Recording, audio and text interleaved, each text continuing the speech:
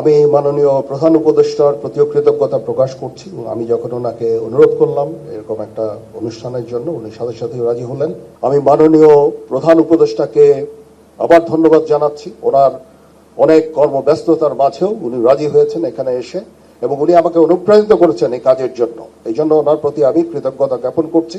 আজকে এই আন্তর্জাতিক বৌদ্ধ বিহারের সম্প্রীতি ভবন এর ভিত্তিপ্রস্তর স্থাপন উপলক্ষে আয়োজিত এই অনুষ্ঠানে আমাকে আমন্ত্রণ করার জন্য আমি সংশ্লিষ্ট সকলকে আমার তরফ থেকে কৃতজ্ঞতা প্রকাশ করছি।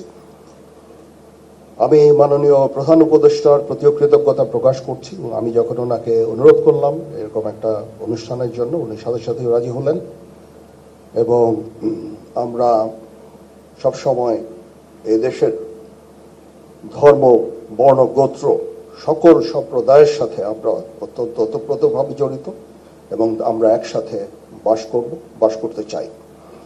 আমি মাননীয় প্রধান উপদেষ্টাকে আবার ধন্যবাদ জানাচ্ছি। ওনার অনেক কর্মব্যস্ততার মাঝেও উনি রাজি হয়েছেন এখানে এসে, এবং উনি আমাকে অনুপ্রাণিত করেছেন এই কাজের জন্য। এই জন্য ওনার প্রতি আমি কৃতজ্ঞতা জ্ঞাপন করছি, এবং আমরা ইনশাআল্লাহ সবাই মিলে এই দেশ জাতিকে একটা শান্তির জায়গায় নিয়ে যেতে চাই।